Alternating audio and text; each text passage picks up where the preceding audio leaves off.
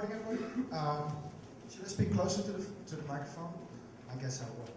I can do it without the microphone, but then I have to be shouting, and then I won't have a voice for the rest of the day. So, welcome everybody, and thank you very much for having me here. I hope you will enjoy the conference. You know what? I will be doing.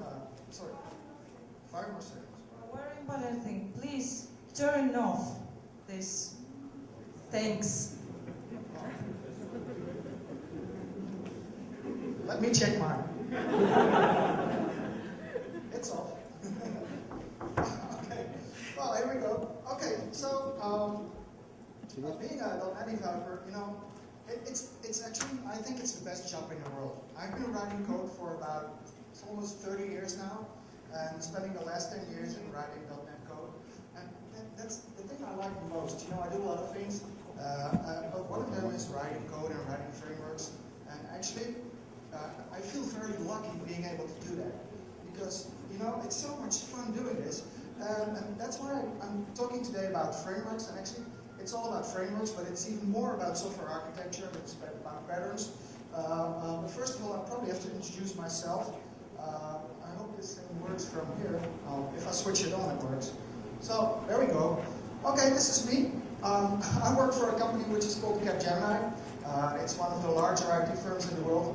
We employ about 120,000 people worldwide, so that's pretty big. And in the Netherlands, where I come from, which I'll introduce in a second, I have to do that. It's the Dutch tourist office that asked me to do that, of course. And we have about 7,000 people, and there's about 25,000 people in India, for instance. So it's a pretty big company. And I have this peculiar function title, which is called Principal Technology Officer. I have this function title mainly because I do innovation in software development. That is, in software development processes. I'm an agile evangelist as well from Capgemini, one of the global agile thought leaders, as they say. And I do a lot of frameworks. I own our agile software development platform, which is called the Accelerated Delivery Platform. It's an ugly name, I know. It looks a bit Stalinistic, but our CEO made it up. I first named it the Trinidad Platform to look at sunny places, but he said, well, we have to have a boring title for it. So we did. And I wrote some books about UML and Agile. I'm actually writing a new book on Agile right now. I do some talks at conferences, of which notice. Wrote a lot of blogs and articles. My personal blog is also on there if you'd like to see some of the stuff I've written recently. It's www.hoogendoorn.com. It's probably hard to pronounce out here. But there's a lot of stuff in there. And also I put up my Twitter account, so if you want to say something about this talk, hopefully in English, because I've seen a lot of Russian tweets coming by the past few days. And I wasn't able to read it. I thought, oh, this must be good, so I retweeted it, but I didn't know what I was retweeting anyway. But I tried. So you know what? I thought I'd give you a quick tour about the Netherlands. And this is a very, very small country, somewhere on the other side of Europe. As you can see, it's much smaller than Ukraine is. So I thought, let's give a few photos of what the Netherlands looks like. That is from a tourist perspective, so you all will see what it is. So this is a typical Dutch windmill. Pretty famous in the Netherlands. So is this. This is Amsterdam, of course. It's one of the finest cities in the world. Well, except for Krakow, that is, of course. As you can see, there's a lot of old buildings, and this is something else we're pretty famous about. This is actually my favorite painting by Vincent van Gogh. It's one of his last paintings, and it's really beautiful, I think. And then there's some other flowers. Of course, you all know them. And we're also famous for some other plants, of course. Oh, great pictures. It's my backyard, actually. So, and of course, we hope to be here in Kiev next year in the finals. I think we will be there. Hopefully to win. I like the World Cup when we came out second, so hopefully this time we'll win. So, now for some serious stuff. Hope you got a good idea about what the Netherlands is all look like. So, I'm going to talk a bit about frameworks. And I will show you some stuff about frameworks. I actually did a little research on the use of frameworks, but I'm pretty curious about what you guys are all using anyway. So I'll do some show of hands to see what you're doing, and then I'll try to talk a bit about if you're using frameworks, which is actually a very, very good thing because it saves a lot of work and it saves you a lot of time, and you don't have to go through all the effort to do the hard stuff that's, for instance, necessary to do object relational mapping or binding stuff to forms and web forms or whatever. But frameworks, using frameworks can also put you in a lot of trouble. And I'll try to show you a bit about this trouble that you might get into, and then I'll try to move a bit to talk about software architecture. You know, a lot of people, when I ask them about software architecture, I say, what's the software architecture of your application look like? They'll sum up a bunch of frameworks, like, hey, what's your software architecture? And then they say, well, we're using ASP.NET-MVC, and we're using RIA services, and we're using Entity Framework or Hibernate or whatever, and that's their architecture. And to me, that's not a software architecture. That's a bunch of frameworks, or a collection of frameworks, or innumerable frameworks, or whatever you might have. But it's still a bunch of frameworks. It's not a software architecture. So I'll show you a bit about the differences, the steps you should actually take to make sure that all the trouble that you could get into when you use frameworks doesn't occur in your project. Especially if you have longer running projects.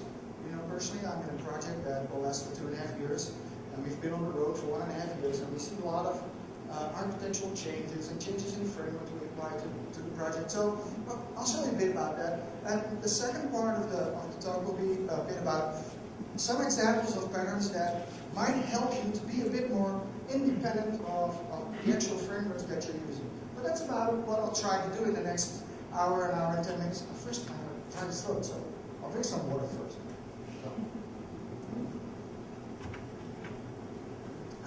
That's better. So, let's move on to the next slide. No more pictures of the Netherlands anymore, but I'll talk about frameworks. You know, in my opinion, using frameworks in your project is actually a very, very good thing. Because a lot of the work that you do in project, if you don't use frameworks, you have to write a lot of code that actually glue the real stuff together.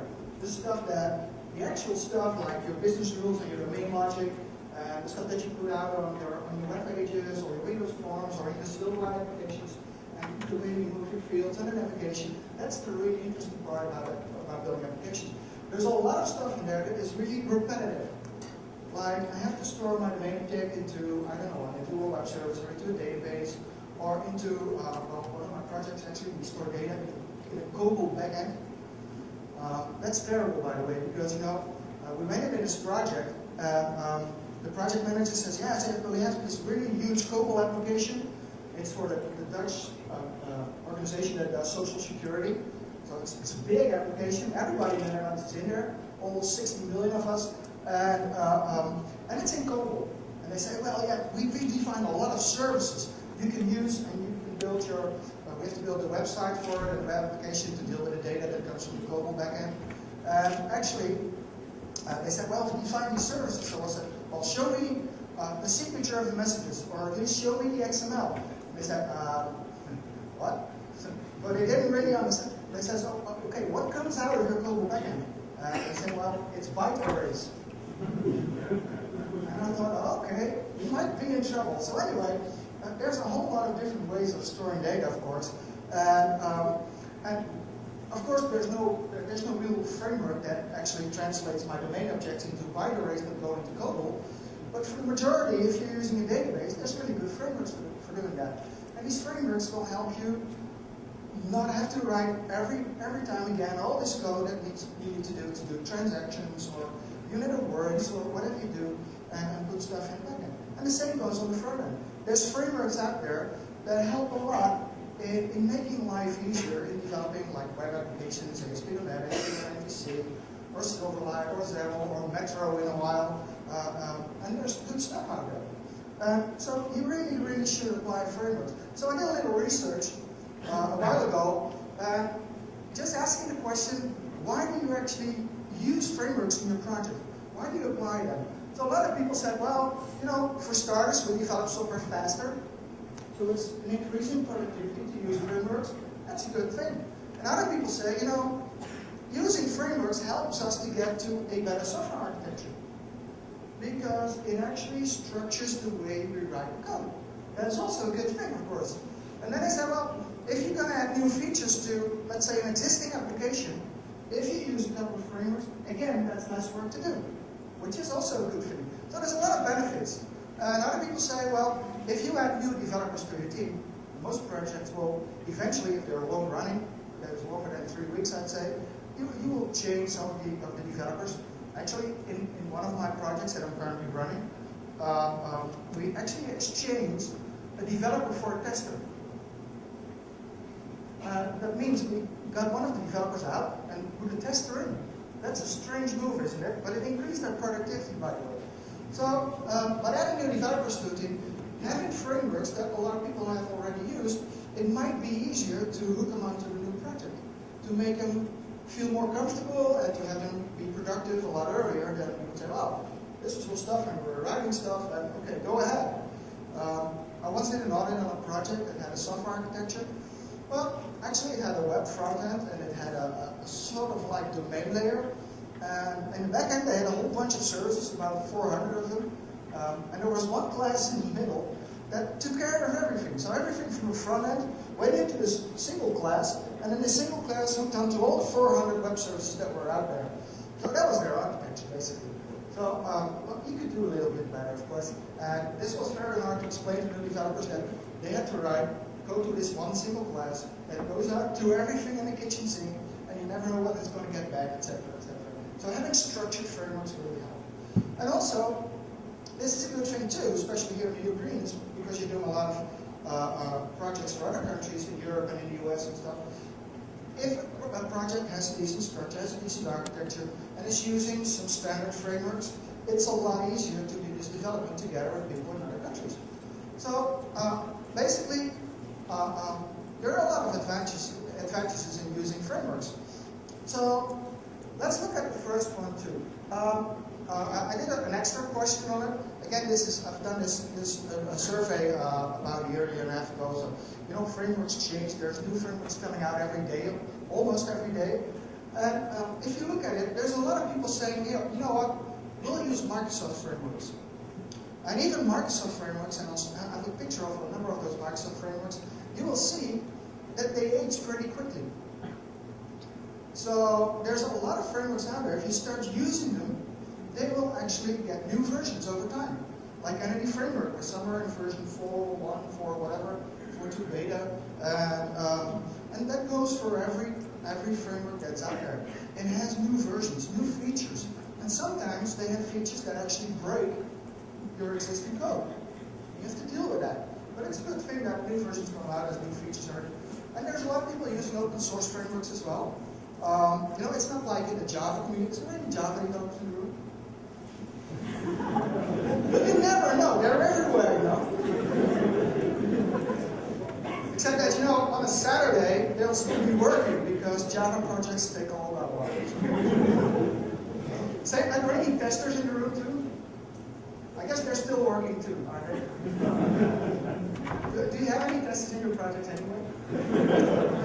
You know, testers are actually really nice people. And yeah, they are, really. It's not like project managers. They're nice people.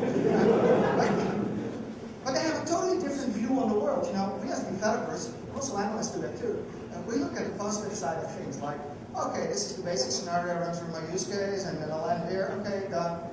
And then a tester comes along and says, you know, what if you don't fill in this one, you don't press that one, you press that button, where do you go? And then we might think, we don't really know yet, so let's think. That's what happens. That's why it's a good thing to have a tester on your project anyway. So, and there's people using third-party frameworks, and a lot of people write their own frameworks. And to be quite honest, I should discourage you to do that, but I won't. Because writing frameworks is the biggest fun you can have in a project, you know. I suppose everybody who has written some sort of stuff that will actually be a framework instead of adding new functionality. I do that every day, you know. I just get stuck. You know, if the team says or the customer says, you know, we want to have this new feature and there's something new on the package that we have in the web forms, and one of my colleagues and me, we're sort of like the architect for our own frameworks, and we look at each other and it's like, oh, well, that's not supported yet. Let's write some additional features to the framework. So we do that on a daily basis, which is cool. So anyway, so there's Microsoft frameworks, there's open source frameworks, and a lot of people write their own frameworks. So that's good. So, I have to be a bit closer, I guess. So, but the trouble with frameworks starts when you actually start using them. Because, you know, there's a lot you can say about frameworks, but most of all is that frameworks actually fit a lot of purposes. So most of the frameworks out there do much more than you need to use in your project. So they have a whole bunch of features that you're never going to use. And on the other hand, there's some frameworks out there that just do too little. So you have to add additional features. Like, I don't know what, but you could have some specific stuff about how to do authorization. You know, there's no standard way of doing authorization. Everybody says, wow, we're using Active Directory. Yeah, that's all good. But a lot of companies use databases. Or, as in my current project, they added some stuff in all the notes in Active Directory. And actually the application has to read the notes to see what actually is the authorization for specific roles in the application. So there's always some tweaking that you need to do to your frameworks and in addition to your code to make it work well. So again, I did another question in my little survey, and I said, well, what are the basic steps that you need to take if you start using these frameworks? And there's a lot of stuff you actually need to do if you first start using a new framework. So first of all, you have to decide on which framework to use anyway. And deciding that is a hard thing because there's so many options out there. I'll show you some examples of that in a minute. There's so many options out there that you can choose from that it's very hard to make the right choice. And even well, let's say the Java space, where it's sort of like open source started, there are so many frameworks that every Java project uses a different set of frameworks. And it's not yet the case in the .NET world because there's slightly fewer frameworks, but there's quite a lot. So you have to choose it first, and that's a hard thing. And the next thing is, which is also a hard thing, is convincing the management, of course. So you have to ask yourself the question, what's the return on investment for using this framework? Which is, as a developer, a very hard question. You know, first of all, I had to find out what ROI actually meant before I could actually say that, oh, there's a return on that. Well, you know what? Within 4 days, we've got it running, and that means within 6 days we'll be productive. How do you know? It's a very hard thing to tell. So I'll go through all these things and see what happens if you start using frameworks in your own project. And let's start off with the first one. Deciding on which framework to use. Well, this is the typical US policeman, isn't it? Actually, the policemen here, as I experienced this morning, are a lot friendlier. If you do speeding here in the city, they'll just let you go. At least that's my experience, you know. So, there's a whole bunch of different types of frameworks. You know, there's frameworks that do everything in the kitchen sink, that go from binding stuff to the UI and setting up to the UI, all the way down to the back end. It's like the integrated do-it-all thing. And there's a whole bunch of them out there, and you can use like Microsoft Enterprise Library, or you can use Spring, or there's a lot of other options that you might use that help you get covered a whole lot of stuff in your application. And then there's also applications that deal with, let's say if you're having a layered architecture, that deal with one specific layer in your application. Like stuff that deals with the UI, like Silverlight, which is also a framework of course, or WPF, or ASP.NET MVC, or Ajax, or jQuery, or whatever you might have, that are frameworks that are specifically targeted front end.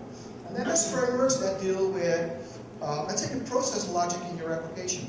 And you can do like Workflow Foundation, or you can probably use BizTalk for that, or there's some other frameworks that also do the stuff like UI Process Application Block and Enterprise Library. That's stuff that deals with your process layer in your application architecture.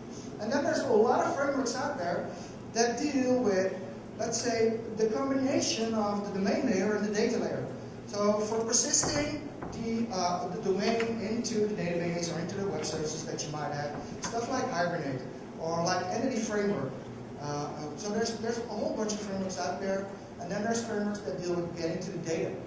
Like ADO.NET is, for instance, such a framework, or ADO.NET Data Services. So there's frameworks sitting in each of your layers. So you could use a combination of all these frameworks to get this stuff done. And then there's frameworks, of course, that target a specific area. Like frameworks that deal with aspect-oriented programming. If you want to put aspects into your code, you'll probably need something like PostSharp to do the work. Or if you're going to do dependency injection, for instance, there's a lot of stuff out there like Unity or Structure Map, or Spring has its own dependency injection container. So there's frameworks to do specific things. Logging is also a very good example. There's a lot of logging frameworks out there too. So choosing one, or choosing a couple, is a really tough job, you know.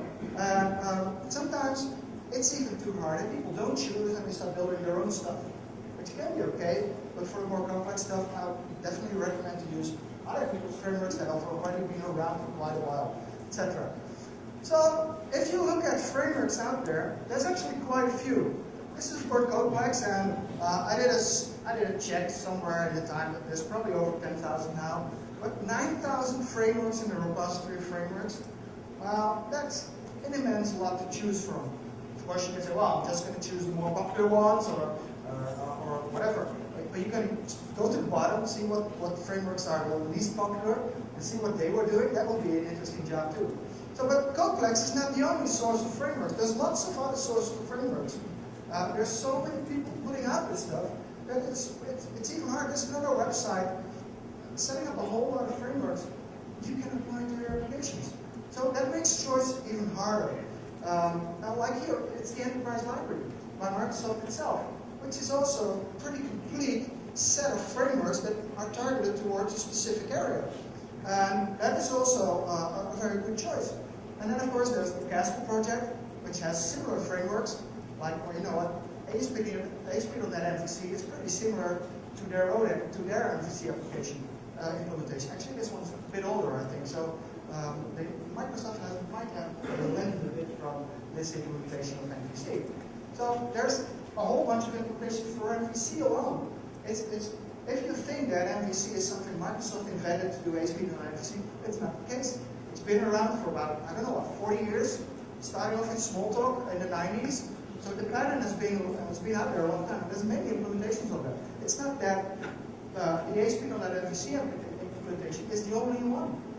It's not the only source of truth. There are lots out there. So, you know, if you go to a website of a specific framework, and actually this is a quote from an arbitrary framework I took from a website. That's why I crossed out all the names of the company. They actually asked me to, because I did this talk in the US at Microsoft Tech Ed. And then, you know, the main sales guy was in the room for his company. He said, well, would you please not use our name? And I said, okay, I'll rule it out. So, but I gave you the quote, you know, because this is such a typical quote for guys that are trying to promote their framework. We do that too, by the way. We have our own frameworks, they're open source. You can use them. We have similar text in there. Every one of these frameworks has text like this, like, blah, blah, blah, is an open source web application framework based on Microsoft.NET and something else, which I won't tell. And the aim for this framework is to make life easier for system developers. Oh, that's good. By providing a highly competent component toolkit that increases the productivity and the quality of the system. Isn't that cool? You know, you gotta plug in this framework, and immediately your productivity goes way up, and your quality rises, and etc. You know what? Even when using the best frameworks out there in the world, your developers can still write crappy code. And they will actually do. I had this developer on a project recently, and he missed something out in his education. I don't know what, but every time he needed to use a for each loop, he used a counter in a for loop or in a while loop. And also he did the other way around. So I actually told him, and he had never heard of an extension method before, so we wrote everything again, but you will really ahead. So that was a bit of difficult. But this is sheer nonsense, of course. It doesn't mean if you use a framework, whatever, don't believe the hype, don't believe the adverts. It's, you know, I took up a picture of a bus stop in the Netherlands, and there was this poster on it. You won't be able to read it because it's in Dutch, but it actually says, if you use this shampoo, you will have 86% less split hairs. 86%? In my case, that would be 3, I guess. There's no way that anybody in the world can say, hey, with this framework, you're 86% more productive. And it's like, is there any people from Microsoft in the room, by the way? I'm not going to bash on Microsoft too hard. Microsoft is a fun company, you know. Every time they introduce a new version of Office, they say, well, with this version of Office, you'll be much more productive. And they even put percentages on that. Like, you'll be 80% more productive. 80%? You mean I type faster? That is and it's the same with frameworks. You still have to type your code, you know, or generate it or whatever. So this is a hard thing, you know, to choose it. And the next step will be, this is even worse. I told a bit about this already, but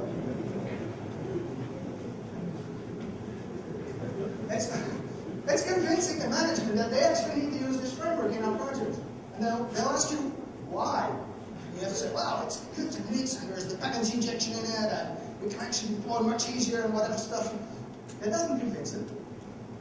You need to make sure that you tell them in the right terms, like, you know what, our projects will be faster. We can reuse stuff over different applications again, which saves us a lot of time, and we can bring out cheaper proposals. That's the big deal. That's good. And that's how you need to convince these managers. And still, if you've done that, you're not there yet, because there's a lot of steps you need to take. For instance, it's about understanding the framework.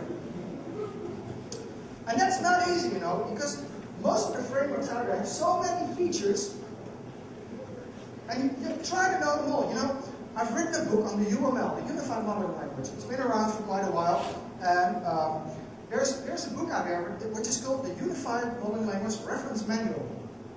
And it has just about everything in the kitchen sink that is in the UML. And I do a lot of UML trainings.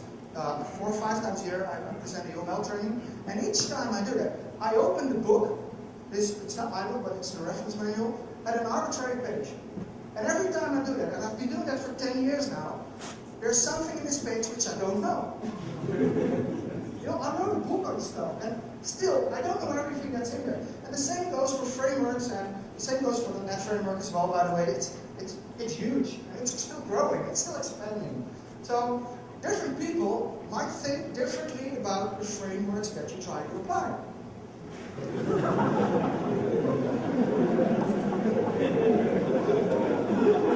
Now, this is not just because one's a woman and another's a man. So once you've figured out which features are in those frameworks and the ones you need to apply, and then once you make sure that it actually covers all your needs, because that's the thing you need to do first, identify the actual needs you have for using the framework. Then you can find out, okay, all the features that are in the framework, do they actually cover what I need? Or are there features missing? And if they're missing, what do I need to do? Or is there an abundance in features that I really don't want to use and my junior developers won't understand? Because that's also a hard part. So the next part is, once you've understood it, you try to convince the other developers. You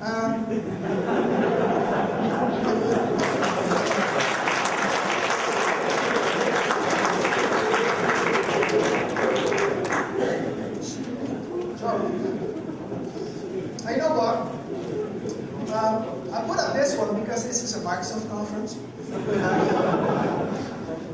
I also do this talk at Java conferences, and then I'll have this slide.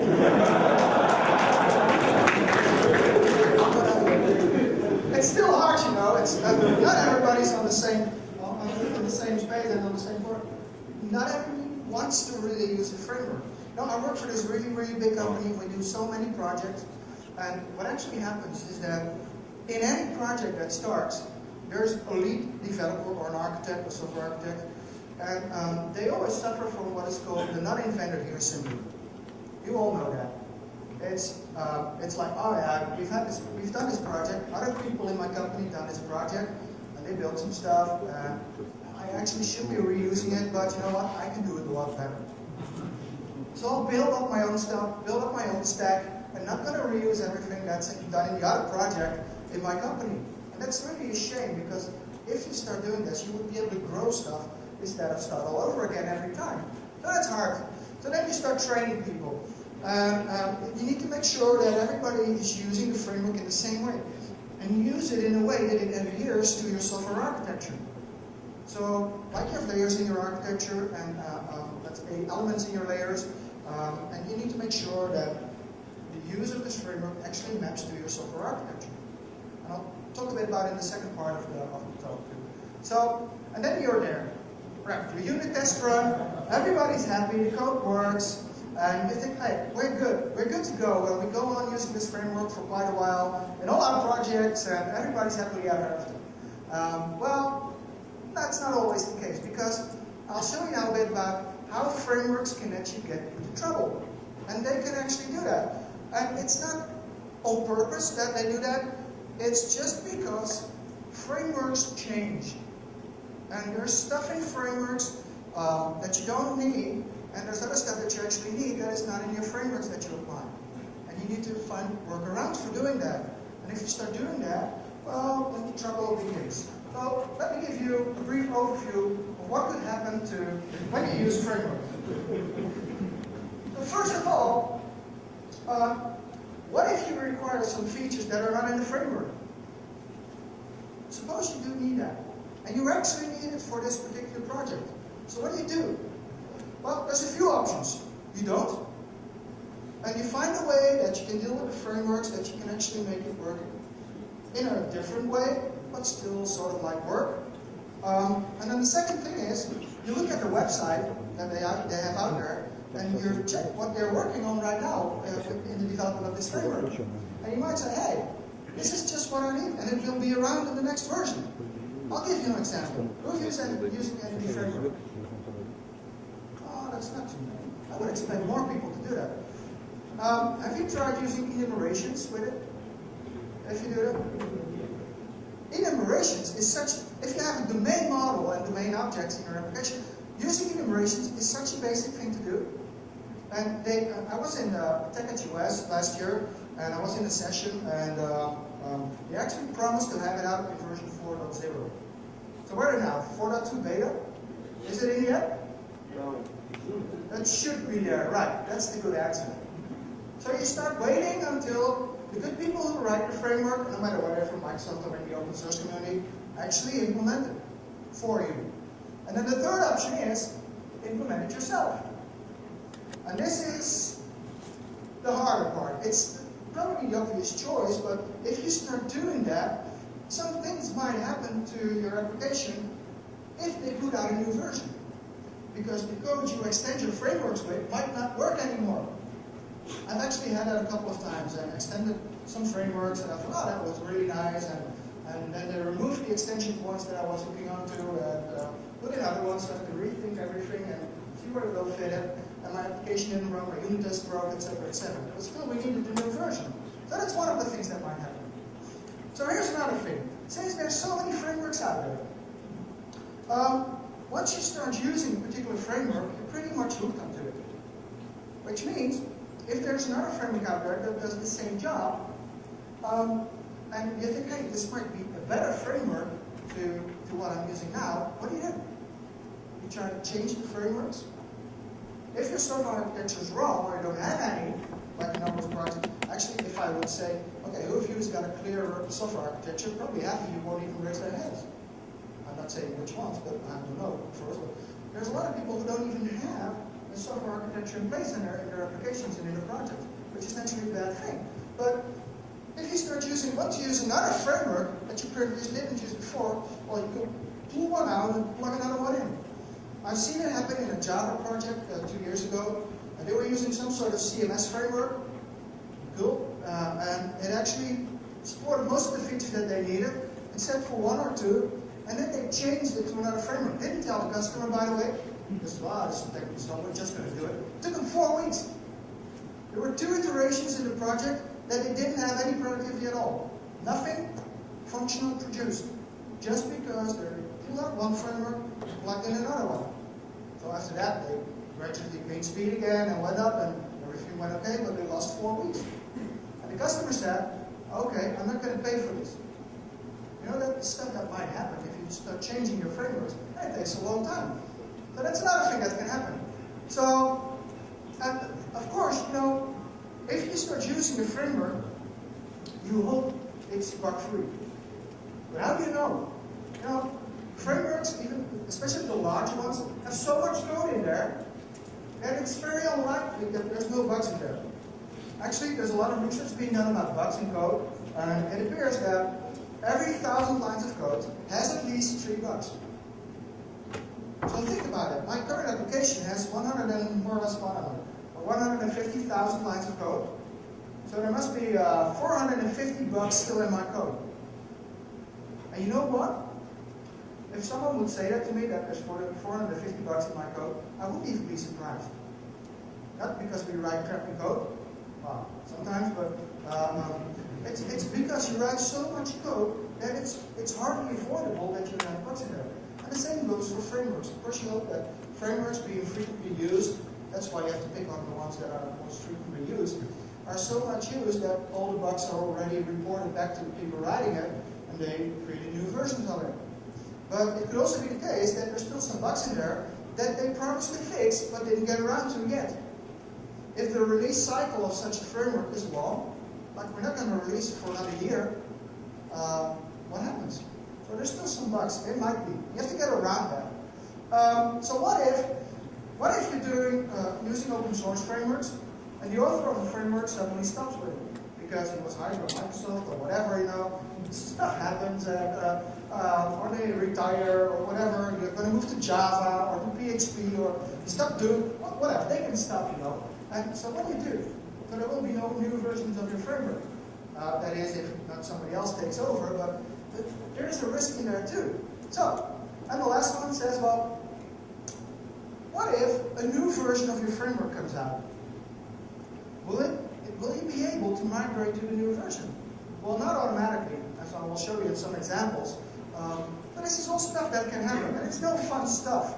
And it all comes down to having too many dependencies on your framework. Suppose the gray rectangles here are a framework. I don't know what this diagram actually is, but I found it on the internet and I thought, this is a nice diagram. Hopefully our applications don't look like it, do they? So, what if the gray area is all framework classes? And this is your own code. Now, suppose you will need to implement, let's say, a new version of the framework because it has additional features, or you're going to change the framework for another framework.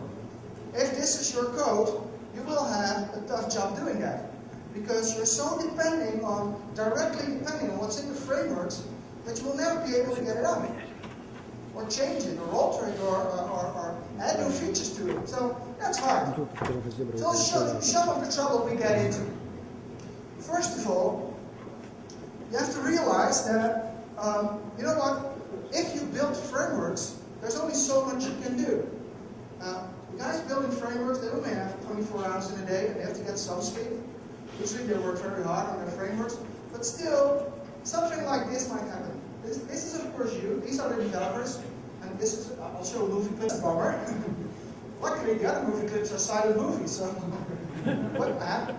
That's too bad, because this is a great movie clip. What else skip now?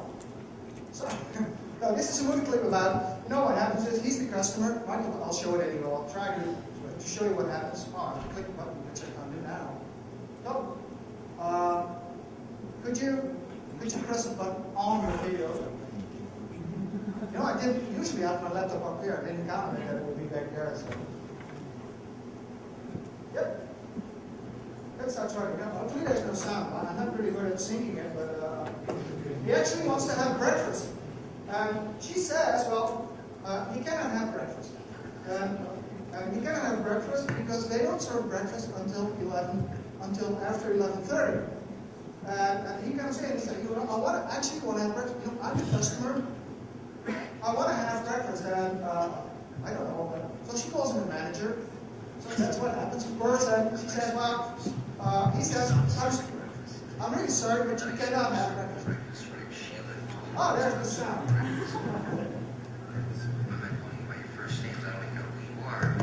I still call my boss Mr. I've worked with him for 7.5 years, and I walk in here all of a sudden, total stranger. I'm calling you Rick and Sheila like I'm in some kind of AA meeting. I don't want to be your buddy, Rick. I just want to cook breakfast. You could call me Miss Wilson if you want. Sheila, we stop serving breakfast at 11:30. This is the framework development. It's 11:33. So, hopefully, by the way, you don't respond to the framework developers that this little customer, you're being the customer of the framework. Hopefully, you will respond differently than he does. Yeah, well, here I am, the customer. That's not our policy. You have to There you go. the We don't lunch. have those features. I don't want lunch. I want breakfast. Yeah, well, hey, I'm really sorry. Yeah. Well, hey, I'm really sorry too. So that's what happens. As a framework developer, you can only do your best to support everything that's in there. And still, there's always people who need features from your framework that aren't really there. And even if they come at you with a gun, which I would not recommend, it's still very hard to get in. You know, because a lot of people using the framework, as framework developers, you will never be able to support all the features that you guys out there really need. And it's not because we are bad people as framework developers, it's just because we cannot support everything. And you guys out there, being the real developers, you're in there with your life, you know, it's your projects. But as a framework developer, I'm sitting at a distance, not really knowing what the actual features will be that you need. So there's always some feature that will not be in the framework that you need. So let me give you a brief example of what happens here. This is an entity data model. You can generate it up from your database, which I wouldn't recommend anyway, but people do that. And out comes this code. So this is code from entity framework, generated code. Have you seen this code similar to this? This is cool, isn't it? It will immediately give you your own domain layer. Right? No. Okay, you're laughing. That's a good thing, you know. In particular, if you do this, it will generate classes that directly inherit from something called entity object, which is the root class of entity framework for dealing with objects. There's a lot of stuff in this particular class that is generated. That's well, you're never sure if you want to use it at all. Maybe you want to do different things with your domain objects. So in this particular case, all the stuff that they put out there that they generate for you might not be as useful as you want it to be. Of course, now we have code first, and that's a lot better because it's a lot cleaner, and they don't generate too much code for it. But this is a whole bunch of code that's generated, and a lot of features that are in entity object, and that will also be in your domain objects if you start generating this stuff from the database that you might not want to have in your project. And you cannot get rid of it because you inherit all these classes from entity object. So in this particular case, it might not be, it doesn't have to be, but it might not be a good choice of doing this. But again, they do their best, you know. Even at Microsoft, especially Microsoft, they do their best. So here's the next step. You know what? We as a developer community, we're master people. You know why? Every time a new framework comes out, and especially these days, they'll put out a beta first, right? And you know what you're doing? And we do it too. You start using the beta, right? Who of you is using beta frameworks in their projects? And it's fun, you know, they break, and sometimes you bet on the wrong horse. I'll show you another movie clip. This is the second movie. Could you start the movie again?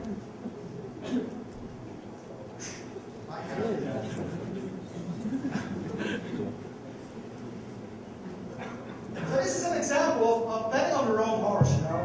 This comes from a really famous old movie. It's called La Vacances du Chariot. It's a French movie. There's not much happening, but it is important. So here's what happens, you know. Here come all the developers, watch it. See, this is us, all developers, just wandering around, not knowing what to choose, what framework to choose. Then comes a project manager in a second. It's a female project manager, by the way. But there we are, developers. Bam! Make a choice. Choose any frameworks whatsoever. So we get out there, we try to choose a framework which might be applicable, we start with the first beta, and there we go. And by the way, the framework is somewhere else. It doesn't have the features you need, so instead we'll do another framework. Right? This is a good metaphor, you know. Oh, there we are. And eventually, by the way, you'll have to see this movie. This is one of my favorites.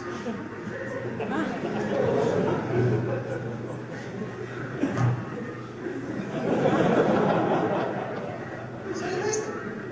You totally missed it. I'll show you an example in code of this. Well, actually, first, a lot of frameworks. Do you know what this is? Is there anybody out there who has tried them all? And these are only Microsoft. This is only Microsoft. Do you remember Dublin? Or Oslo? Is anybody still using the Oslo stuff? It's dead. Right? So what if you chose to do all this stuff, this M&M grammar and Oslo stuff, and you were pretty fond of it and running your own DSLs and stuff, and you know, it wasn't only 2 or 3 years ago, it was really promoted heavily by Microsoft at conferences. And there were a lot of people out there betting on it. Just like the guys at the station just now. They were betting on, and they were betting on the wrong horse. So what do? That's the problem. So I'm not going to say that anything out here is wrong. It's just being replaced by newer stuff. And if you're dealing with stuff like, you know what, we're going to do light switch, or ARIA services, or ASP.NET MVC3, there will be new versions of this stuff coming out. And you will have to move, or you are moving, with the first betas. So, how to keep up?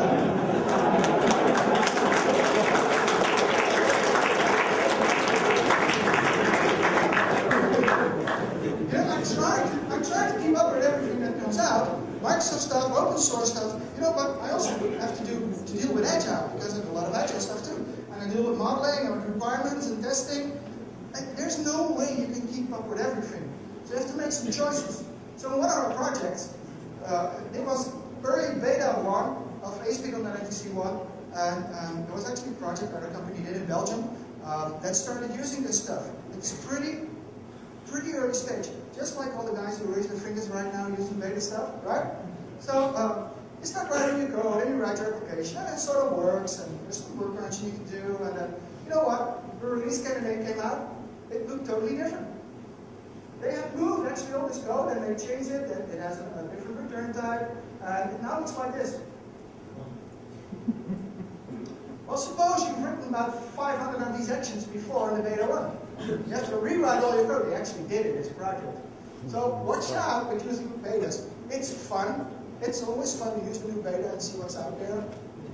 But for a real project, it might not always be a good choice.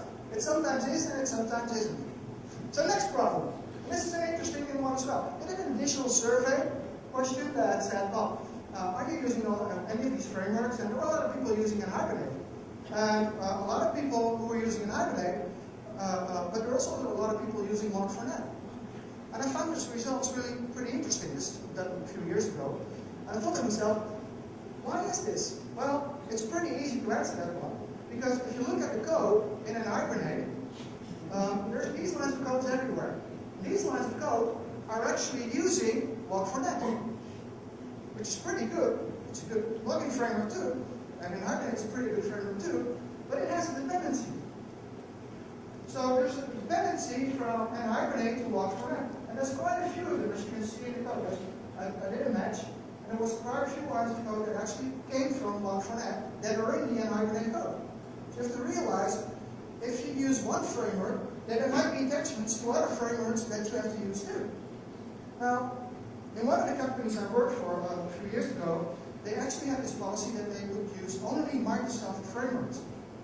So they use Enterprise Library Logging 1 to do the logging in their applications, which is good. And the only exception that they made, because this was before Entity Framework came out, is that they used an Hibernate for persistence, which is also a good choice. But then they had two logging frameworks, because an Hibernate logs to Log4Net, and the rest of the application logged to the Enterprise Library Logging 1. I'm not saying it's wrong, and it's no problem to have two logging frameworks, of course, if you want to maintain them all, but it's still a bit awkward, you know. So, another thing, frameworks version. You've all noticed that. If you look at the previous slides, you know, stuff gets older and older and older, and eventually it's deprecated.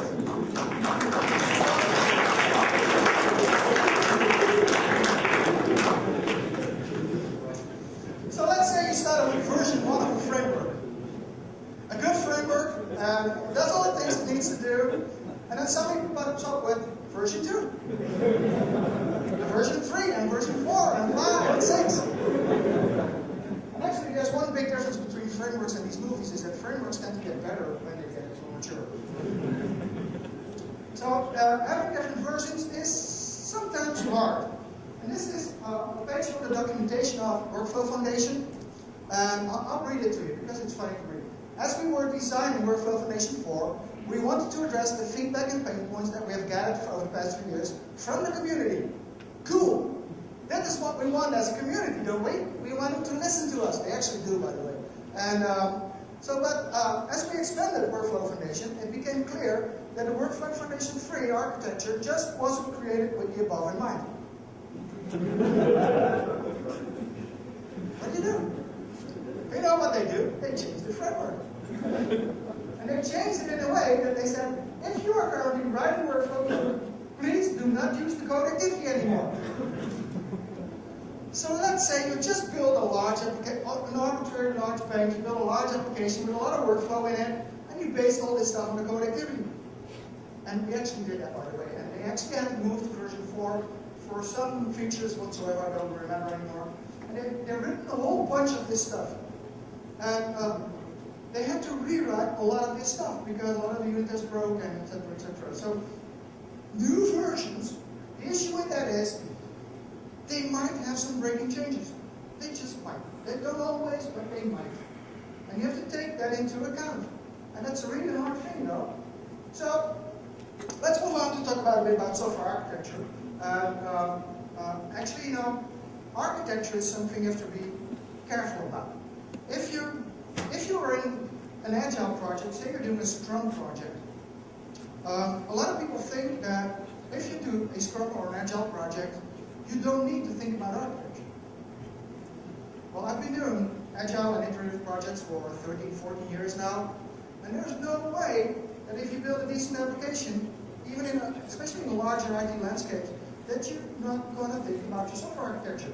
It is really vital, and it is really important to think decently about your software architecture. So you need to have that in place. Actually, to be quite honest, you need to have that in place even before you start thinking about using frameworks. As I said in the beginning, frameworks are not your software architecture. Frameworks support your architecture. That's what they should do. And if you choose to go that road, then it's much more obvious to deal with all the problems that I just figured out. Because you're less depending on what your frameworks actually provide you with. So make sure that your software architecture is never just a list or an enumerable or a collection or I don't know what, a dictionary of frameworks. It never is. Frameworks support your architecture. So how do you go with that? Well, first of all, this is just an example. I took it out of the internet somewhere and I don't even know what it is. But it looks like a decent architecture to me. You know, architectures don't have to be 200-page documents. They just don't. They can be 10 PowerPoint slides or even 2. That can also be a decent architecture. As long as it communicates what you want to do with it, what you need it for. So there's a few steps to take here. You have to be, well, this is just another example architecture. It's one we use frequently. It's a very simple architecture. But you have to look at these steps. So what are the actual architectural requirements for this particular project? And of course they come from the business requirements and the non-functional requirements that you have for your project. For instance, I must be able to, I had a talk with an architect recently, and they were doing a website for American Idol, for voting on people that were in American Idol. And they actually had to be able to handle 2 million requests within an hour. And I thought, well, that must put some really, really interesting points to your architecture. I don't even know how to do that, by the way, but you know, there's so depending on what the project is and what the customer wants to do, it can be very different. What are the requirements for your architecture? You have to fill that out first. And then, well, most people, if you build business-like applications, it's different, by the way, if you do BI projects, because the business intelligence projects have totally different architectures. And mostly you will choose from a layered architecture. Having a bunch of layers is good. First of all, by the way, I have to tell you a bit about layers, is that I was in a project, and I'll be honest, it was a Java project, sorry, and it was a long time ago, before .NET came out, so don't worry, I'm not to blame.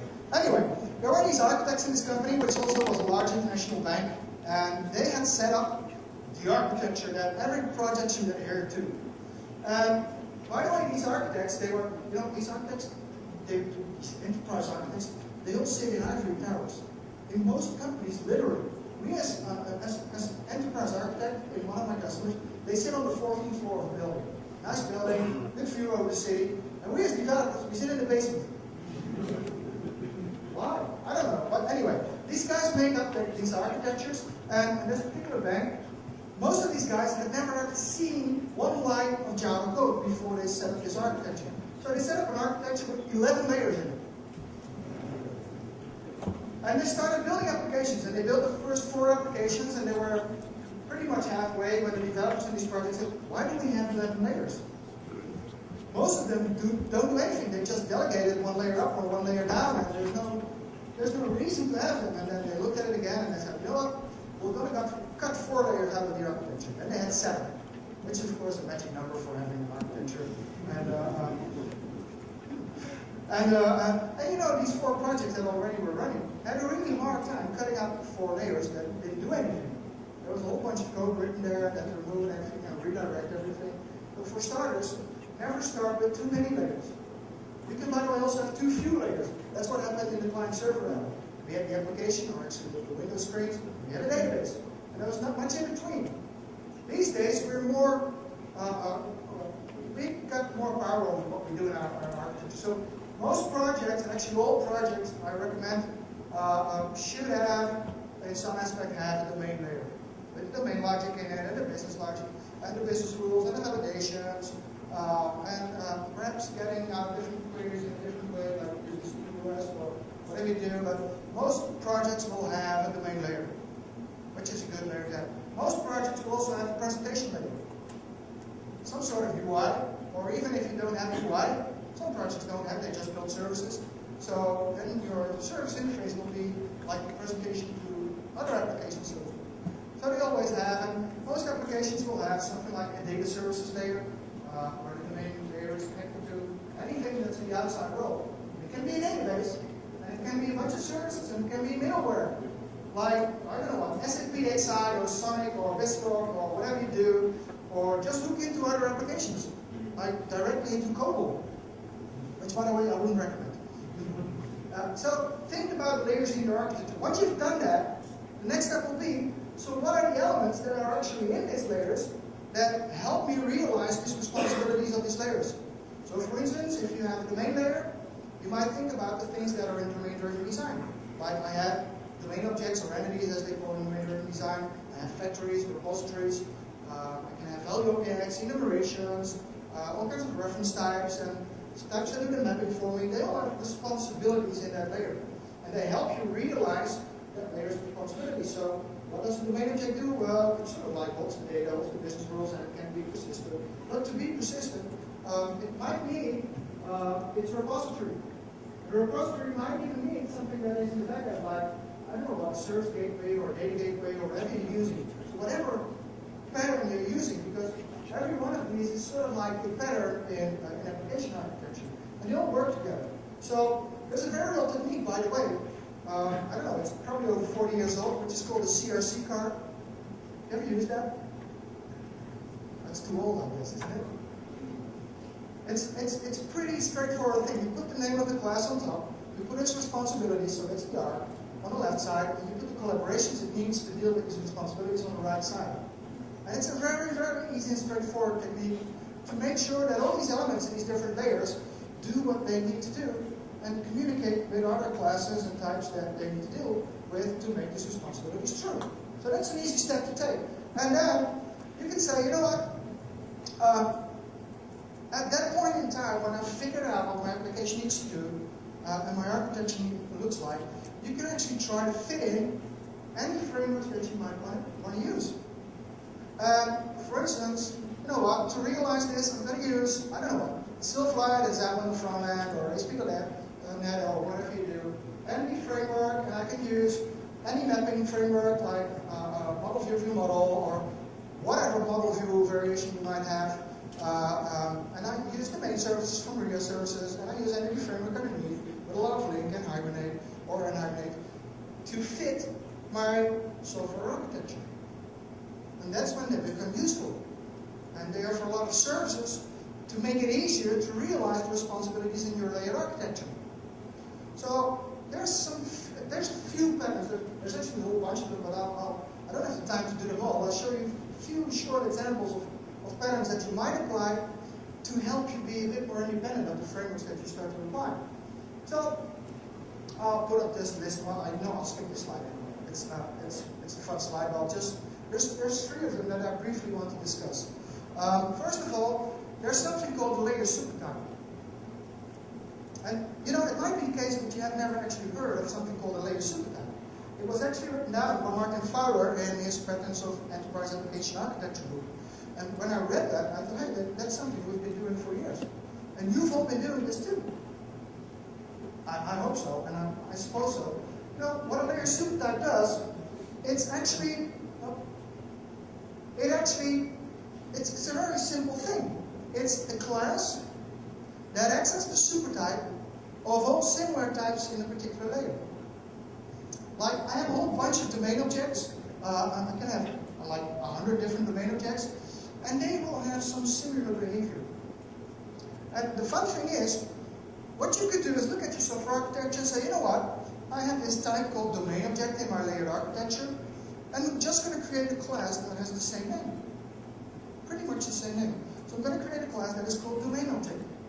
It doesn't do anything. It's empty. There's no behavior in there. It doesn't have any properties. It doesn't do anything. But when you start writing your applications and you start writing domain objects, which, by the way, is just an example. It could be anything else out there in the software architecture or other things that you might want to use. Eventually you'll see that a lot of these types will have similar behavior. You know what? I have a domain object. They'll have an ID.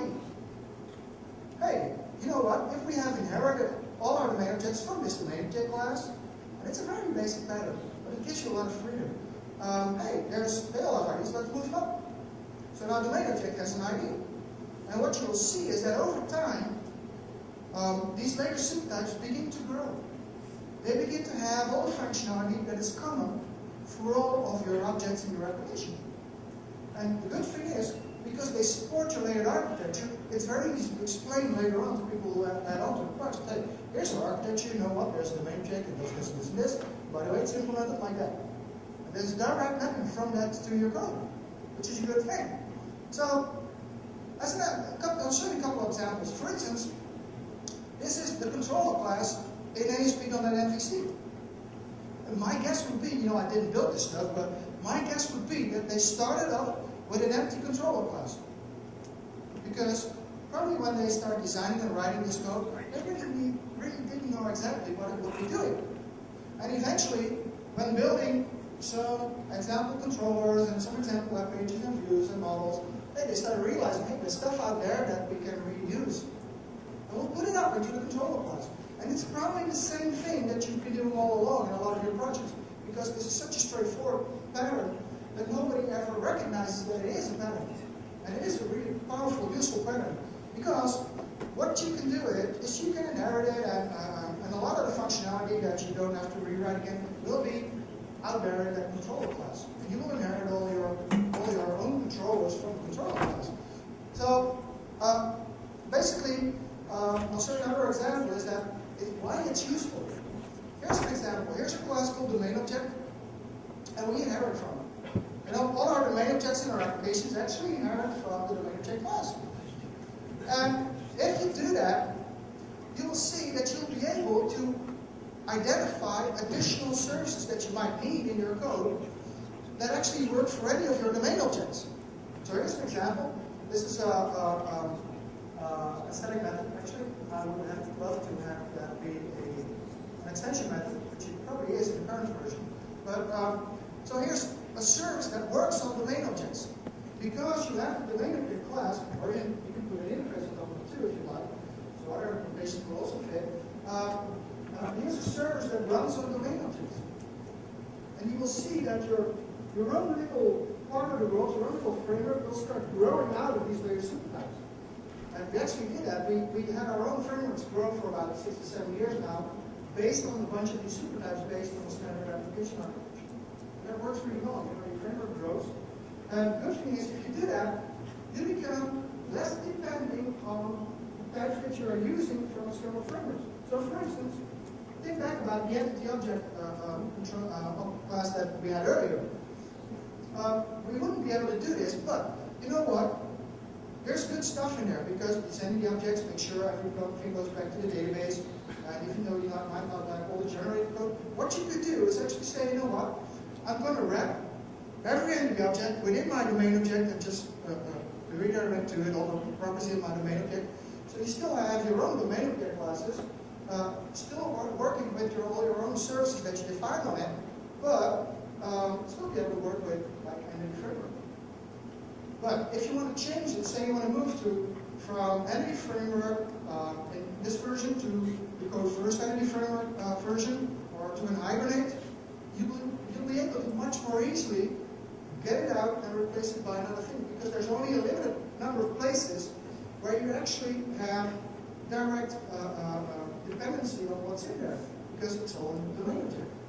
So that's the way of dealing with it, and it really helps. Oh, so here's an extension method.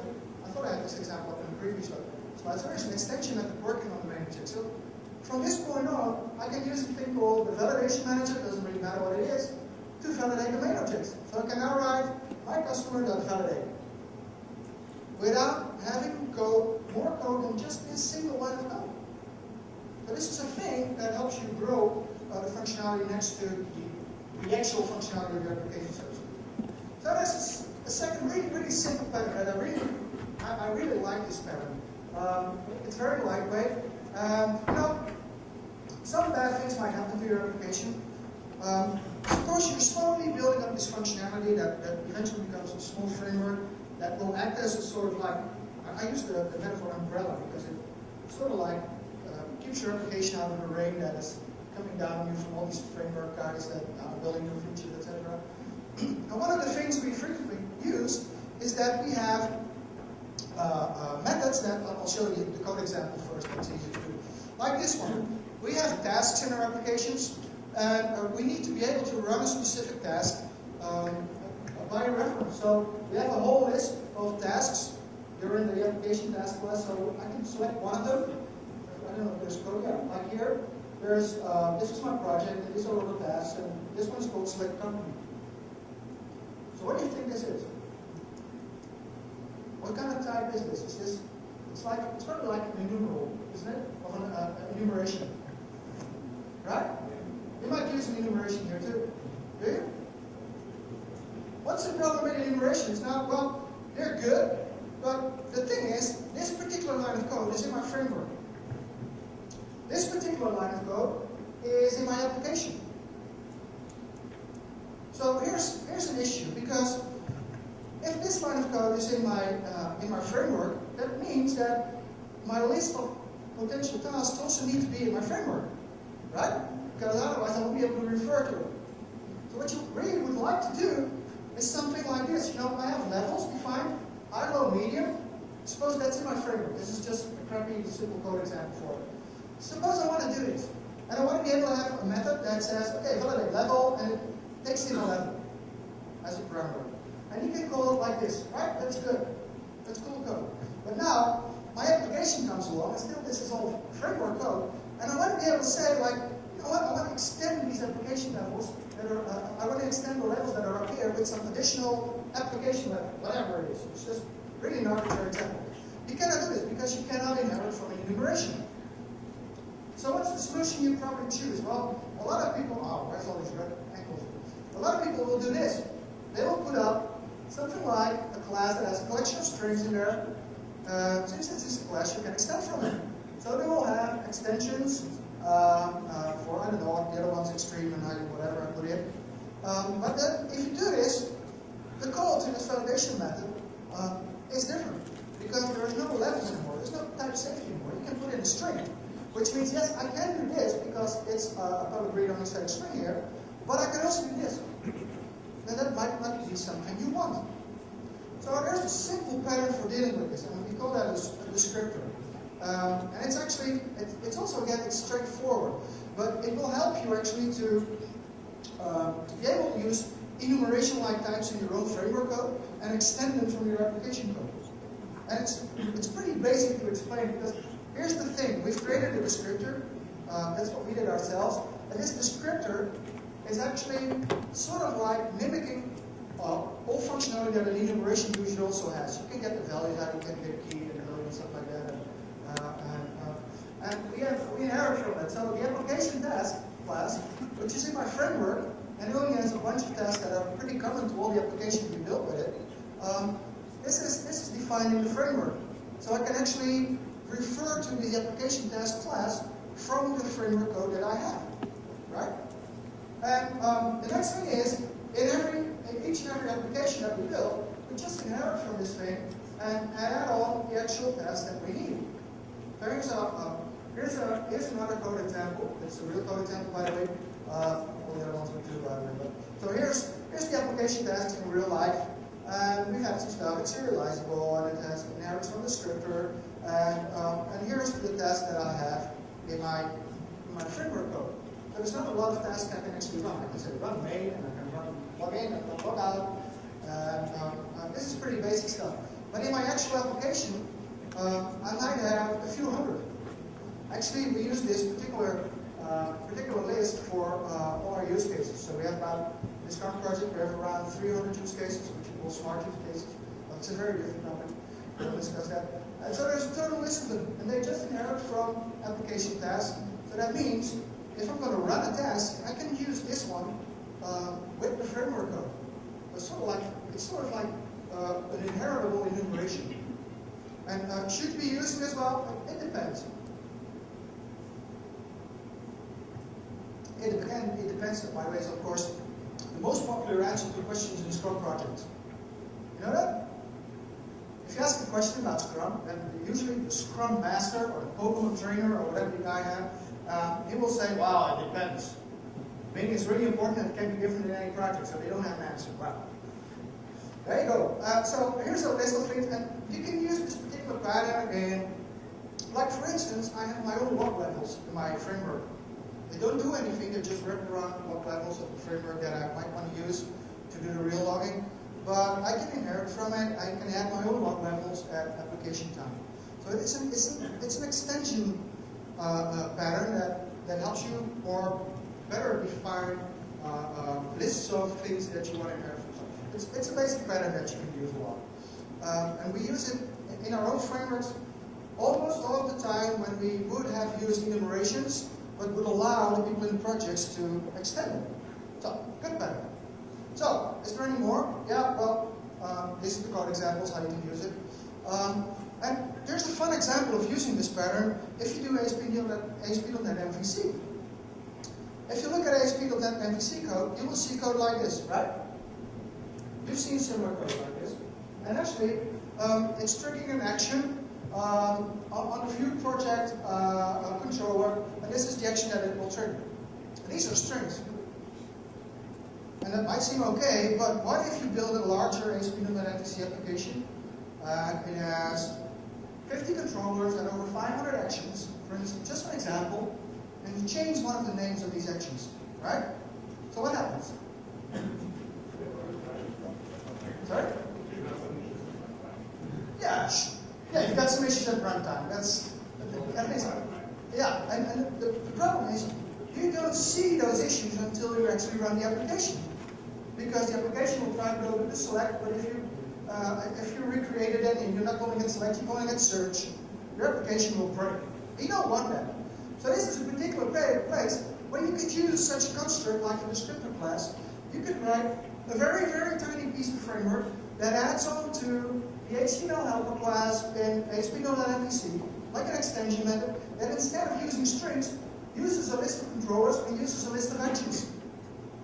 And if you define them in a descriptor class, that means this very, very tiny framework, we've actually built that, and it's three classes with one extension method that do these lists. Any application can add on to that and use their own controllers and their own actions. Just refer to this one. The first list of this extension method refers to the action link that I mentioned before. So in this case, if you change any of the methods, there's only one place that you need to change it. So just as an example of how you can use this one. So the last one. I did a training at Sigma yesterday, and I asked the question of how many people in the room have actually seen or used dependency injection? So I'll ask the same question here again. Okay, that's about 1/3. So I'll explain it briefly in a second. Yesterday at Sigma, everybody had seen it. And I was, I've been asking this question for quite some years, and it was actually the very first time that everybody in the room said, yeah, we've seen it, we've done this. That's good. Dependency injection, it's really nice stuff. The thing you can do with dependency injection is, well, I have to explain it really briefly now, but is split up the interface of what you want to do from the actual implementation. And the actual implementation basically will be plugged in at runtime, or at any time that you like, but runtime is the most frequently occurring one. And what will happen is that you can define what to plug in another location, in one location in your application. That is, most dependency injection frameworks do that in configuration files, but you can also register your types, for instance, when you start up the application. So there's different variations.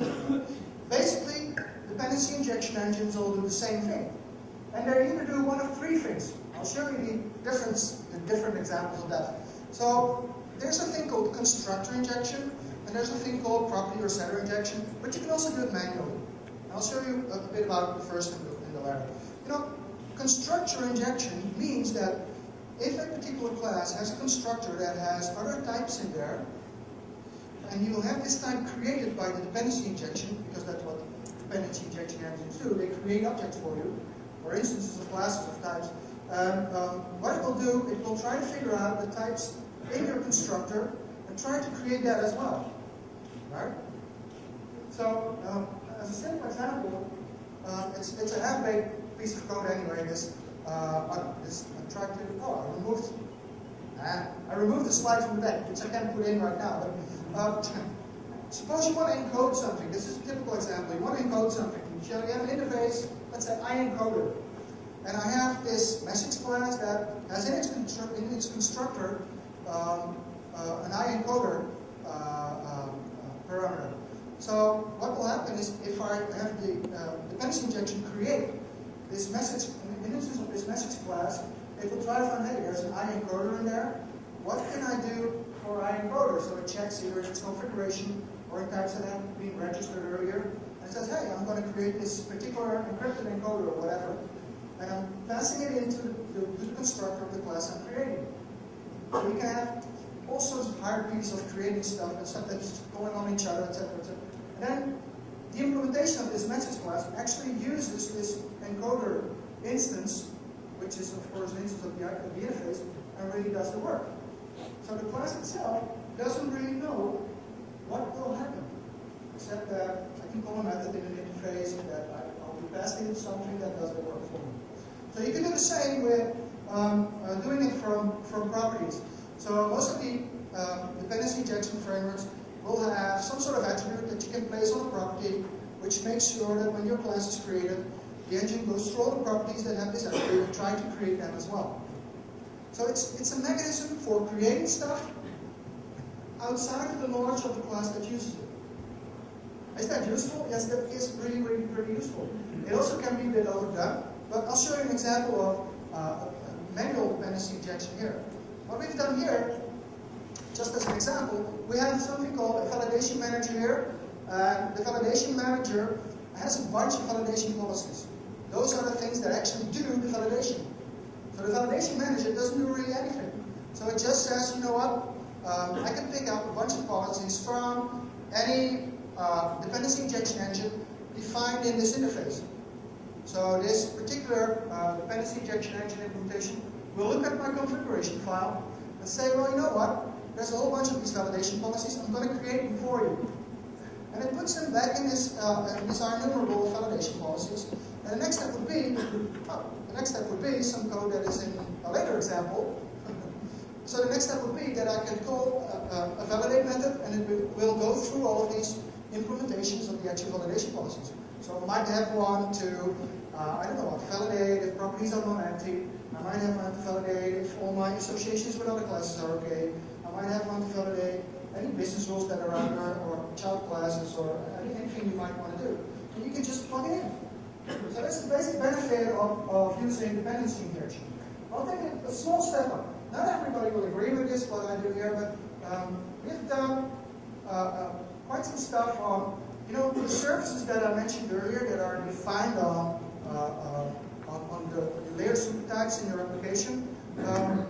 They are usually put aside as some sort of, I don't know what, service. So you can have a service to validate, or to log, or to bind stuff, or to do tasks, or to reviews, or to store things in a repository, or to cache things, etc., etc. So here's the sort of construct that we use a lot. And we put up a static facade that has sort of like the same methods that the interface has. It uses a bunch of these validation policies, just like I shown in the previous example, and there can be different implementations for that. Right? This is still basic stuff. And then you can have code like this. The interface says, no, there's a method called validate. That's all there is. It's a pretty straightforward interface. And within the validation manager, I can see that here's a bunch of policies that are created. And eventually, this is the actual code that does the work. So this is the code in the validation manager that says, here's an object, run through all of these policies that are created on this property, and validate them. And they do stuff for you. So, if you write your actual code, like this one, validation manager validate role, the actual validation that takes place, the application doesn't really know, because it's plugged in at runtime. And that gives you a lot of benefits by using this. We do the same thing for a whole bunch of things like tasks and views and persistence. And the funny thing is state management. For instance, if you build a web application and you want to store something temporarily, where do you store it? I was hoping someone would say, wow, this session. You're not? Wow. In cache. You can also do that. We were just building a web application, and a standard ASP.NET web application, and we store a lot of stuff somewhere. I won't tell you where, but anyway, underwater, we used something called the state manager, and we could plug it in there. Any temporary state, we'll just put it in there, and we pull it out again. And one of the implementations that we have is for straightforward ASP.NET applications. So here's an implementation of get and set state that actually uses the session object. And the good thing is, if I don't want to put it in session, but I want to put it in cache, like you mentioned, I could just pull this one out and plug another one in. Right? And then we have to deploy it to Azure. Well, Azure doesn't have a session object, so we need to put it elsewhere. So we built one that actually, a few lines of code that put the same stuff that we were previously putting in session object, put it in the Fabric cache, which is pretty expensive, by the way, but it's pretty useful. Or put it in a database or whatever. So your application really doesn't know where it's put. And if you want to be a bit more independent of the frameworks you're using, you can do the same thing. Like you can create, for logging as an example, you can create a log manager and an interface called iLog Provider, which does the real, and the implementations of that do the real work. So if I want to use Log4Net, for instance, I could simply write an adapter to Log4Net that implements the interface, plug it in, and my application will log through Log4Net. And if I want to change that to the enterprise library logging block, which I might want to do, then at some point in time you can say, well, you know what, I'm going to write an adapter for doing that. Pull the other one out, plug this one in. Right? So that's a way of dealing with the direct dependencies of your frameworks again too. So, and of course testing. Testing is the same because in testing dependency injection, this pattern becomes really useful because there's different configurations at test time than at runtime, right? Again, we don't have something like a session or there's no HTTP variable or whatever. So you have to do things differently. And I don't want to actually pull out the web pages in my test environment. I just want to know that they're called. So instead of re-triggering the view and redoing the HTTP request, I actually just going to say, hey, you know what? I'm here and I've done it. So there's another implementation of the same interface that we use in a test environment. But this is another technique that will help you get rid of a lot of these dependencies. So in short, just to wrap it up, first of all, your architecture is never alone a bunch of frameworks. It's an architecture. It probably has layers. You could do other stuff like a lot of people have to do a layer on the side or whatever, but it's still a simple picture of what your applications will look like. I also recommend it to use it in as many projects in the same architecture as you can. And then set up the layers, set up the elements in it, see what responsibilities you have, start building up stuff with something like layer super types and add-on services, and you will use a lot more of them as you grow along in your project.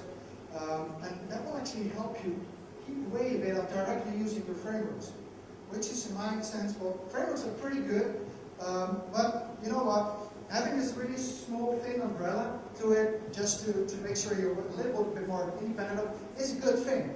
So to wrap it up, maybe you could press the button again on the movie, if you're awake. So here we go. Here we are, the developers adding some new functionality, and some of those architecture is going to change, you know. Things happen, especially in agile projects. Here's the change in architecture, you see that? And here we are with our new functionality. And you know what? You make sure that you don't fall into it.